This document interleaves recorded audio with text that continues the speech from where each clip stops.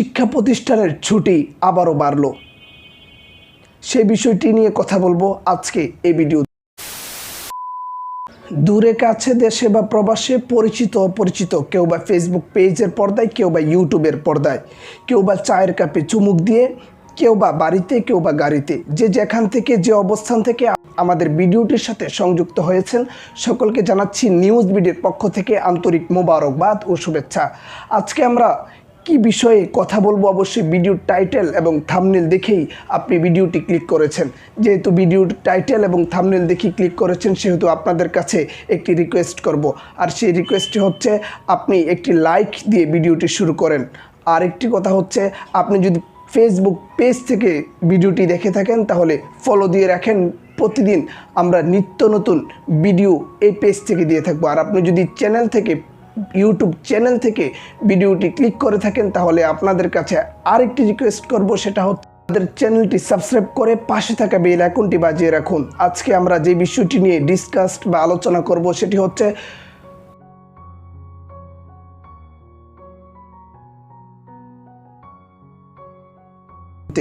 আমরা প্রথম আলোর একটি প্রতিবেদন আমাদের কাছে এসেছে, মনে করেছি যে আপনাদের কাছেও সে বিষয়টি উপস্থাপনা করা প্রয়োজন বলে মনে করেই আজকে আমরা ভিডিওটি করছি। শিক্ষা প্রতিষ্ঠানে ছুটি আবারও বাড়ল। শিক্ষা প্রতিষ্ঠানে ছুটি বাড়বে তা অনুমেয় ছিল। আজ শনিবার শিক্ষা মন্ত্রণালয় সংবাদ বিজ্ঞপ্তিতে জানিয়েছে, করোনা ভাইরাসের সংক্রমণের বিদ্যমান পরিস্থিতিতে উচ্চ মাধ্যমিক পর্যন্ত শিক্ষা প্রতিষ্ঠানের চলমান ছুটি 30 জুন পর্যন্ত বাড়ানো হয়েছে। এর আগের ঘোষণা অনুযায়ী আজ শনিবার 12 জুন পর্যন্ত শিক্ষা প্রতিষ্ঠানের ছুটি ছিল। করোনা ভাইরাসের কারণে প্রায় 15 মাস ধরে দেশের শিক্ষা প্রতিষ্ঠান বন্ধ। এ কারণে প্রাথমিক থেকে উচ্চ শিক্ষা পর্যন্ত প্রায় 4 কোটি শিক্ষার্থী মারাত্মক সমস্যায় পড়েছে।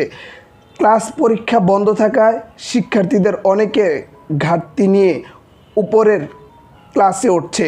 কতটুকু শিখলো সেটাও যাচাই করা যাচ্ছে না। এর আগে শিক্ষামন্ত্রী দীপু মনি সংবাদ সম্মেলনে বলেছিলেন, সব শিক্ষার্থীকে টিকা দেওয়ার পরই বিশ্ববিদ্যালয়গুলো খুলবে।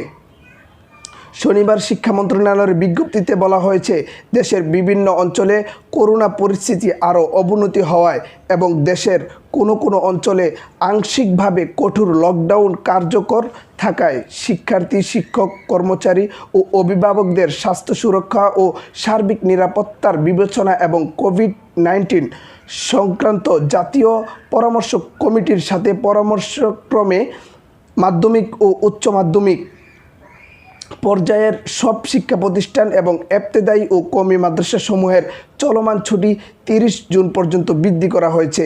করোনা পরিস্থিতির উন্নতি সাপেক্ষে আগামীকাল রোববার 13 জুন দেশের সকল মাধ্যমিক ও উচ্চ মাধ্যমিক পর্যায়ের শিক্ষা প্রতিষ্ঠান খুলে দেওয়ার কথা জানিয়েছিল শিক্ষা মন্ত্রণালয়। করোনা পরিস্থিতি বিবেচনায় ছুটি 30 জুন পর্যন্ত বাড়ানো হলো। সম্প্রতি একটি বেসরকারি গবেষণায় দেখা গেছে, করোনা ভাইরাসজনিত বন্ধে প্রাথমিকের 19% এবং মাধ্যমিকের 25% শিক্ষার্থী শিখতে না পারার বা শিক্ষণ ঘাটতির ঝুঁকিতে আছে। এমন অবস্থায় শিক্ষার ও ক্ষতি পুষিয়ে নিতে দীর্ঘমেয়াদী পরিকল্পনার তাগিদ দিচ্ছেন শিক্ষাবিদেরা। তাদের অনেকেই যেসব এলাকায় সংক্রমণ নেই বা কম, সেসব এলাকায় শিক্ষা প্রতিষ্ঠান খুলে দেওয়ারও সুপারিশ করেছেন। প্রিয় দর্শক, ভিডিওটি দেখে কি বুঝলেন বা আপনার কি মন্তব্য রয়েছে এই ভিডিও সম্পর্কে বা এই প্রতিবেদন সম্পর্কে অবশ্যই কমেন্ট সেকশনে জানিয়ে যাবেন।